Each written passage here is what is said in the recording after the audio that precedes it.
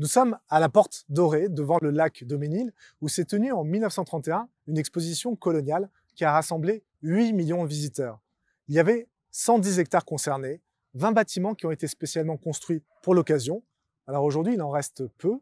Il y a bien sûr le musée colonial qui est devenu le musée national de l'immigration.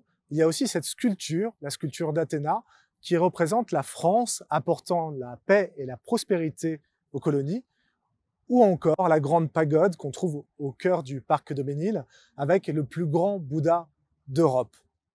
L'endroit nous a paru idéal pour interroger notre inconscient colonial et notre sentiment de supériorité morale occidentale. Et ce à travers l'ouvrage d'un philosophe d'origine jamaïcaine, Charles Mills, qui a écrit Le Contrat racial.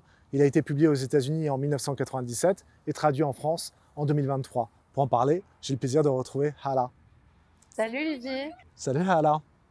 Et on va attaquer fort par la première phrase du livre.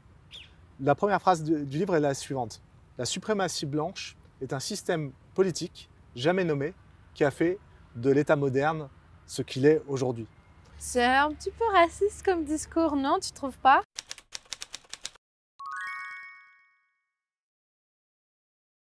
On entend souvent parler du suprémacisme, qui n'est pas la même chose, il ne faut pas confondre, qui est une idéologie d'extrême droite, en fait, le suprémacisme, qui pense qu'il faut vraiment séparer les blancs et les noirs, qu'il y a un mouvement migratoire dangereux pour l'Europe, l'Occident, et qu'il faut se préserver de ça, mais ça n'a rien à voir.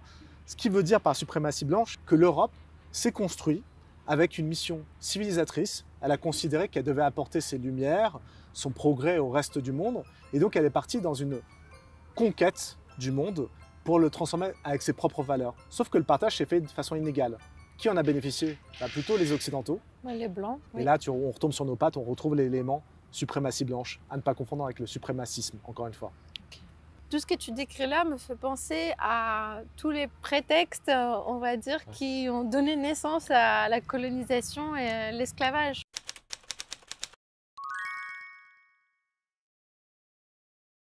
Bah oui, c'est exactement ça. C'est-à-dire qu'on connaît, on commence à l'étudier bien, cette histoire, qui va être le discours postcolonial, tu vois, de comprendre historiquement ce qui s'est passé justement entre l'Occident et le reste du monde, l'exploitation, la colonisation. Donc Charles Mills s'inscrit dans cette veine-là, sauf que lui, comme il est philosophe, il le fait par un autre angle.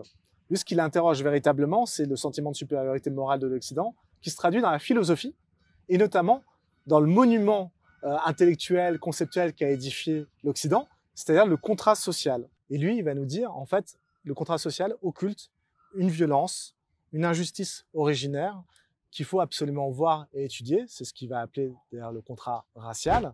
Et c'est ce sur quoi il faut revenir. Le contrat social, c'est un contrat entre soi, c'est-à-dire entre Européens, entre hommes blancs occidentaux, qui s'applique entre eux. Ils en sont les signataires. Et il nous dit, il reprend une formule en exergue du livre, c'est-à-dire c'est avant le début du livre, c'est une phrase qu'il cite, qui est une citation, un proverbe africain. Quand les Blancs disent justice, ils disent juste pour nous. On pourrait étendre ça à la liberté ou l'égalité, ce serait liberté pour nous, égalité pour nous, et c'est justement ce à quoi il faut s'attacher pour déconstruire ce contrat social qui occulte le réel. Mais peut-être que tu connais un peu le contrat social. On est d'accord, le contrat social, c'est bien le concept qu'on a tous étudié à l'école. Il s'agit d'un contrat tacite consenti entre l'État et l'individu, selon lequel on établit certaines règles, mais aussi des droits. Et avec le but finalement de cohabiter paisiblement, de cohabiter harmonieusement. C'est ça le but final.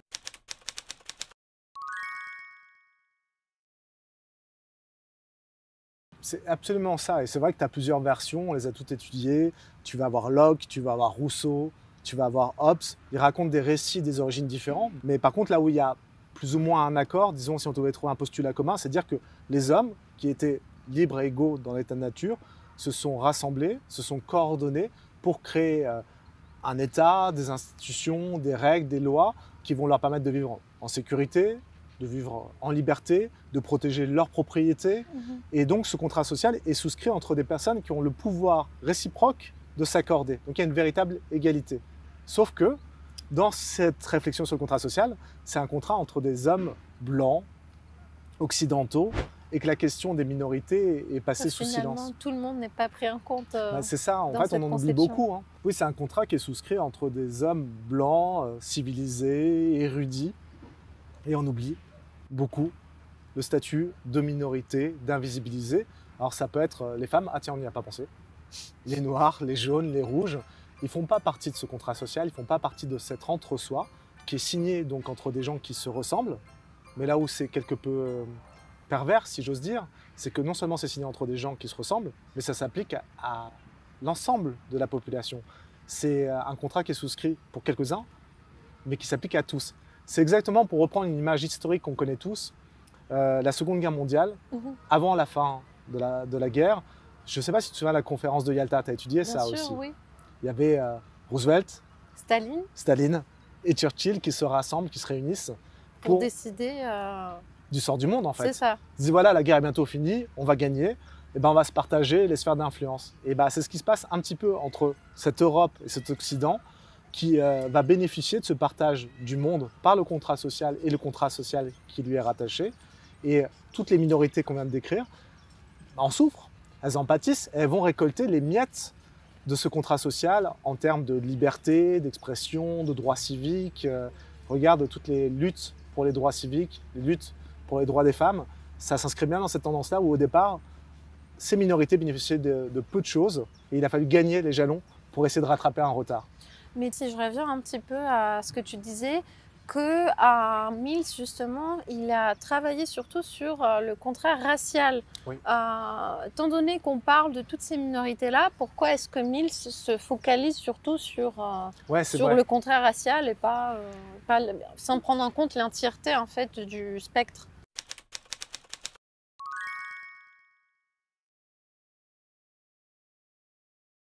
Je vois derrière ta question une interrogation qui est très contemporaine sur l'intersectionnalité. Avant, on parlait de lutte des classes, maintenant on parle vraiment de jonction de lutte et de jonction de domination. Donc ça peut être une femme noire, être une femme noire musulmane, juive, protestante ou je ne sais quoi. On peut jongler avec des différences qui sont stigmatisantes et dire voilà, il y a des gens qui sont dominés, donc pourquoi prendre que le critère racial finalement? Est-ce que ça veut dire que c'est celui qui est prédominant? Alors, il faut déjà comprendre où il s'inscrit, Charles Mills. Il n'a pas inventé ce concept au hasard. En fait, il s'inscrit dans une tradition, il a repris un concept qui vient d'une femme, Carol Patman, qui a parlé de contrat sexuel. Donc, je t'ai dit, le bouquin de Charles Mills, c'est 1997, elle a écrit son bouquin en 1988. Donc, son contrat sexuel, c'est de dire que finalement, on repart de la même thèse, hein, l'homme blanc, rationnel, occidental, européen, s'est entendu pour établir des statuts différenciés qui lui bénéficient et donc avoir un statut privilégié, en fait, en l'occurrence sur les femmes. Et dans sa conclusion, à la fin de l'ouvrage, elle dit en fait, il faut penser trois termes ensemble: le contrat social, le contrat sexuel et le contrat d'esclavage, ce qui est le contrat racial pour Charles Mills. Alors, le contrat social, pourquoi? Parce qu'on parle d'un individu rationnel, libre, mais bizarrement, il est abstrait et ça décrit parfaitement bien l'homme blanc occidental. Le contrat sexuel, elle passe par le contrat de mariage. Elle dit en fait le contrat de mariage, là aussi c'est un contrat qui est injuste pour les femmes parce que ça donne quel droit finalement? Ça donne le droit pour les hommes d'exercer un droit à jouir sur la femme et d'avoir accès à leur corps. Alors ça paraît hyper dur comme raisonnement, mais quand tu vois que les tribunaux donnaient raison aux hommes jusque dans les années 80 quand ils considéraient qu'ils pouvaient disposer du corps de leur femme quand ils le souhaitaient, elle n'était pas loin de la réalité, vraiment. Oui, même par rapport au viol. Exactement, le viol conjugal qui pendant longtemps n'a pas été reconnu. Donc ça montre un statut de fait où le contrat n'est pas entre personnes égales. Les femmes, elles, sont réduites dans le contrat social comme dans le contrat sexuel à leur sexe. Et les hommes, ils ont droit, eux, de s'abstraire de ces catégories-là. Et elle ajoutait enfin le contrat d'esclavage que Charles Mills reprend en disant voilà, on va s'intéresser spécifiquement au contrat racial et voir ces différences de statut entre l'homme blanc occidental et l'homme noir. C'est intéressant parce que finalement, scientifiquement parlant, les races n'existent pas. Donc comment est-ce que Mills peut parler de race? Pourquoi est-ce qu'il parle de contrat racial si finalement la race n'existe pas, encore une fois, scientifiquement parlant?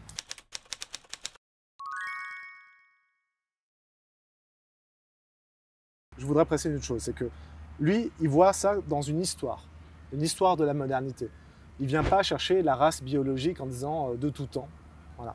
Il dit voilà, il y a une histoire de construction par la loi, de construction socio-culturelle, historique de la race qui date de la modernité.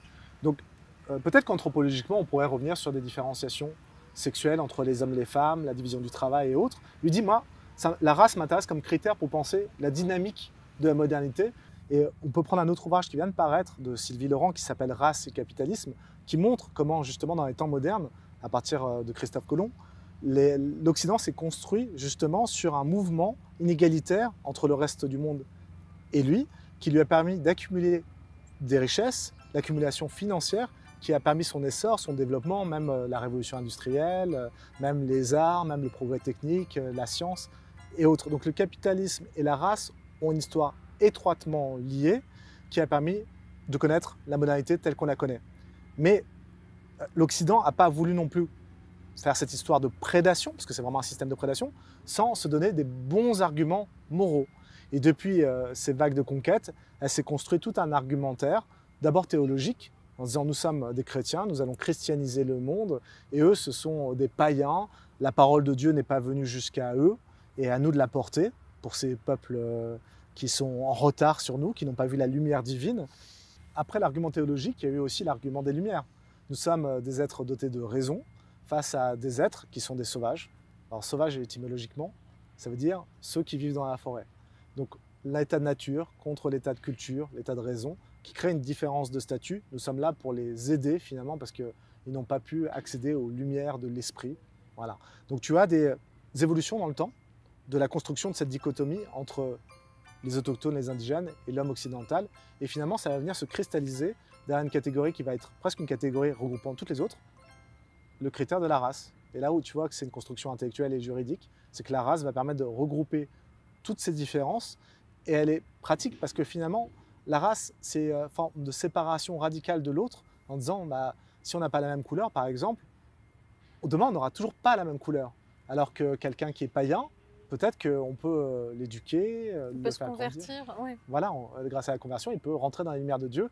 Et finalement, est-ce que c'est vraiment une question de race ou est-ce que c'est plutôt des préjugés qui sont nourris par la peur de la différence, la peur de l'autre?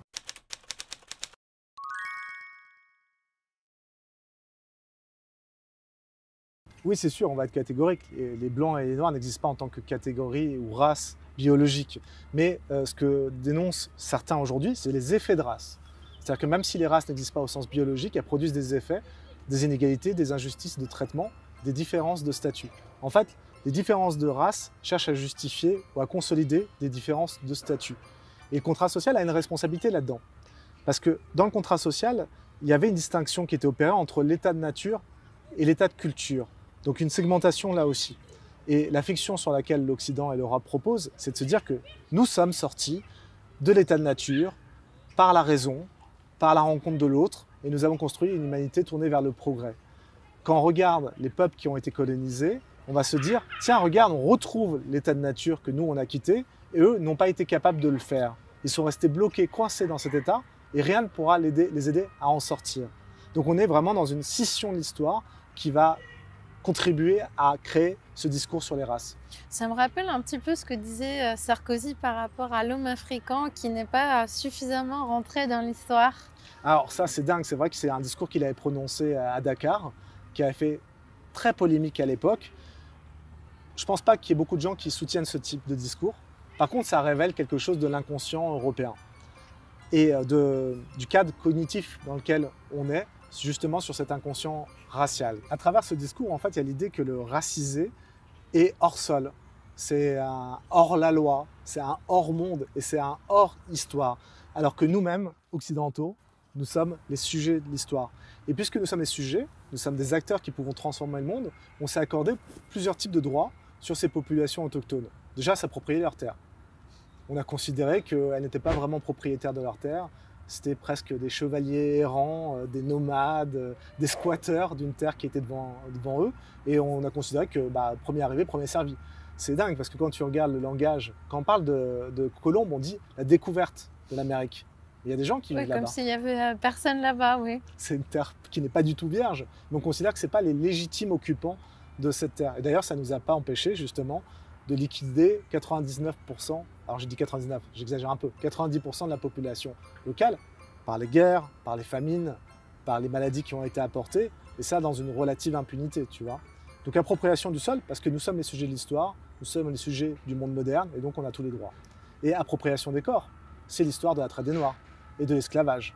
On a considéré pendant longtemps que les individus noirs n'étaient pas des individus justement, c'était des biens meubles, c'est-à-dire qu'il y a un maître qui est propriétaire d'un bien et qui a tous les droits sur ce bien, il peut en disposer comme il le veut, et ça va jusqu'à un droit de vie et de mort.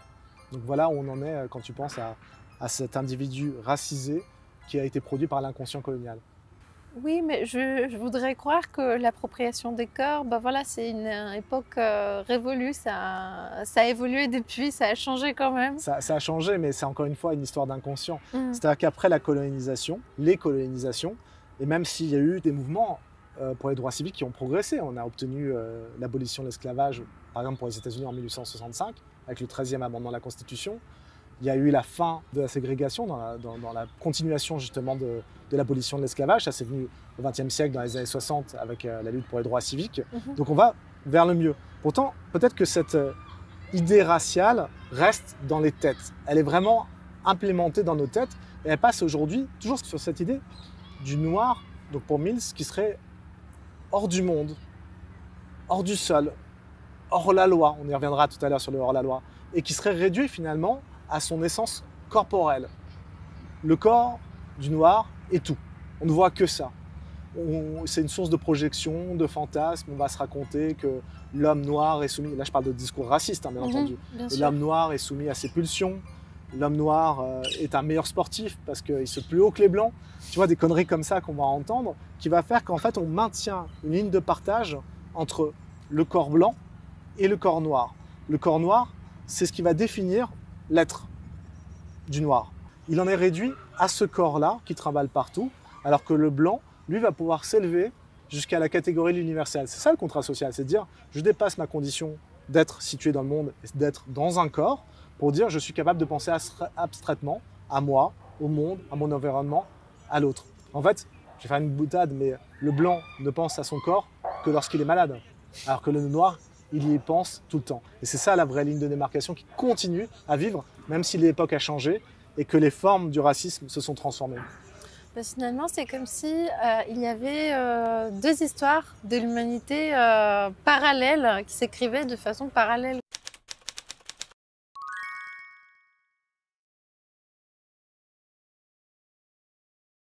Exactement, c'est exactement ça. Mais elles sont écrites par les mêmes personnes. C'est ça. D'un côté, il y a le contrat social, on en a déjà parlé, l'entre-soi de l'homme blanc européen occidental, mais il écrit aussi un contrat racial, qui est un contrat d'exploitation, d'appropriation, de domination. Donc il y a ces deux histoires qui s'écrivent en même temps par le même acteur. Et il y en a un qui est la part glorieuse de l'humanité, le contrat social, et l'autre qui est la part obscure, qu'on n'a pas trop envie d'interroger, sur laquelle on n'a pas trop envie de se plonger. Ce qui me fait penser à une histoire, d'ailleurs qui n'a rien à voir, mais tu vas voir le lien, celle de l'ivrogne qui cherche ses clés sous un réverbère. Oui. Tu connais cette histoire? Oui. Bon, le type perd ses clés dans la rue. Ouais. Et voilà, il ne sait pas où elles sont. Il voit qu'il y a un réverbère à côté, donc il va derrière le réverbère, il se penche en dessous pour essayer de trouver les clés. Évidemment, elles ne sont pas là, puisqu'il les a perdues à l'autre bout de la rue. Mais c'est la seule zone qui est éclairée. Donc il continue à chercher dans la zone éclairée. Ben, nous, c'est comme si on voulait voir l'humanité, l'histoire, si on regardait les autres, les injustices, les inégalités à travers ce prisme du contrat social qui est glorieux et qu'on refusait de regarder cette part obscure qui est le contrat racial. C'est vraiment ça la thèse de Mills. C'est regarder votre contrat racial, comme ça vous pourrez vraiment avoir un contrat social qui sera émancipateur pour tous. Parce qu'en voulant l'obscurcir, en voulant le tenir en silence, vous ne faites que perpétuer des systèmes d'inégalité et un statu quo qui crée un système et un privilège blanc. Parce qu'un noir gagne moins qu'un blanc aux États-Unis en salaire. Tout à fait. C'est une situation de fait. Mais si tu regardes encore une donnée plus intéressante, tout l'héritage du passé, il se perpétue à travers une naissance aujourd'hui. Quelqu'un qui naît aujourd'hui aux États-Unis, un noir qui naît aux États-Unis, il a un patrimoine qui sera 12 fois plus faible qu'un blanc. Donc ça, économiquement, c'est une traduction de tout cet héritage colonial et tout système privilège qui va se perpétuer s'il n'est pas corrigé et amendé. Alors ça s'oppose à certains, même hommes de gauche, progressistes, universalistes, qui vont dire non mais on peut penser les inégalités et les injustices sans passer par cette case-là en fait. On a tous les outils qu'il faut. Déterminismes sociaux, ségrégation spatiale ou territoriale, classe sociale, alphabétisation, pauvreté. On peut penser le monde sans stigmatiser ou regarder la couleur. Mais ce que nous dit Mills, c'est que c'est un déni de la réalité en fait. La réalité ne fonctionne pas comme ça. Et donc on forme une nouvelle forme de violence contre les Noirs parce qu'on dit on ne reconnaît pas cette couleur-là comme un critère pertinent pour penser le réel.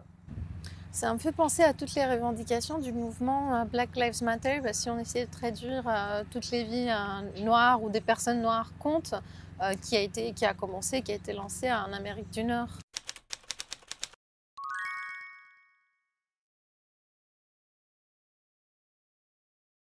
Ben oui, absolument. C'est vrai qu'on se dit, et c'est Mills qui en parle, et pas que lui, il dit voilà, on a créé des systèmes d'empathie variables, quoi. Finalement, la vie d'un noir, elle compte un peu moins que celle d'un blanc dans l'histoire, justement, de la modernité. Et j'ai découvert, tu peux pas imaginer en préparant cette émission, des données édifiantes sur le lynchage, par exemple. Le lynchage des Noirs dans les États du Sud. J'ai appris que ça avait été aboli définitivement par Joe Biden au niveau fédéral. Et qu'en fait, jusque dans les années 50, entre la fin de la guerre de sécession et les années 1950, il y a eu plus de 6500 Noirs, très exactement, qui ont été lynchés. Ah bon? Donc, tu comprends que Black Lives Matter s'inscrit dans une tradition où on dit non, nos vies comptent. La vie d'un Noir vaut autant que celle d'un Blanc et on ne peut pas passer outre ce fait-là. Donc, avant même de pouvoir penser l'égalité pour tous, l'émancipation pour tous, qu'est-ce que ça nous dit? Considérez-nous en tant que Noirs pour qu'on puisse accéder à ce contrat social en signataire, c'est-à-dire vous nous reconnaissez d'abord par rapport à notre héritage, notre passé, la stigmatisation, le poids, l'héritage de la colonisation. Et là, on pourra peut-être souscrire à ce contrat social que vous nous appliquez et dans lequel, en fait, on est mis sous cocotte, on ne nous voit pas, quoi. Du point de vue du cadre national, voilà le combat à faire. Et c'est ce que fait Black Lives Matter. Et au niveau international, au niveau global, il y a un autre enjeu, et on le voit, c'est la question des œuvres d'art, par exemple, la restitution des œuvres d'art. L'Occident a capitalisé sur des œuvres d'art qui ne nous appartenaient pas à l'origine, qu'on a mis dans des musées, qu'on conserve. Et aujourd'hui, se pose la question de la restitution. C'est un débat hyper compliqué, mais il faut le nourrir, ce débat, c'est important. Et pareil, sur le coût de la colonisation, alors les bénéfices financiers qu'on a arrêté de tirer ont eu un coût pour les pays. Bien sûr. Le président portugais a lancé un truc récemment, parce qu'il lui-même a dit qu'il fallait quand même penser aujourd'hui à réparer pour le coût de la colonisation auprès des anciennes colonies portugaises. Ça, c'est qu'une personne comme un président aujourd'hui européen dise ça, ouais, c'est un tournant. C'est important. En même temps, je n'arriverai même pas à estimer un tel montant. Et puis, il faut aussi se poser la question, est-ce que c'est juste une parole? Ouais. Est-ce que c'est juste du vent, quoi? Voilà. C'est vrai que pour l'instant, est-ce qu'il a autorité à? Est-ce qu'on peut rattraper ce passé? Et puis, effectivement, l'estimation, c'est extrêmement compliqué, quoi. On peut se risquer avec un exemple particulier qui nous concerne, nous, la France. Okay. Haïti. L'indépendance d'Haïti, c'est 1804. Et en fait, les Haïtiens, ça aussi, c'est une chose qui est peut-être pas assez connue, ont dû payer pour leur indépendance. Ah bon? Ils ont dû payer à l'État français plus de 500 millions, si on rapporte à la devise d'aujourd'hui, 500 millions d'euros, pour obtenir leur indépendance. C'est-à-dire qu'un pays qui a été colonisé doit, pour retrouver son indépendance, payer de l'argent, c'est une chose, et ce n'est pas tout. Parce que le New York Times s'est amusé à calculer le coût de la dette évalué en investissement pour le pays. Si on avait pris ces 508 millions et que ça avait été investi pour la croissance économique, ça représentait 20 à 100 milliards de dollars pour Haïti. Et peut-être que Haïti ne serait pas aujourd'hui le pays le plus pauvre, tu vois, de Caraïbes et d'Amérique latine, et qui serait peut-être un pays plus stable aussi. On aurait pu écrire une autre histoire.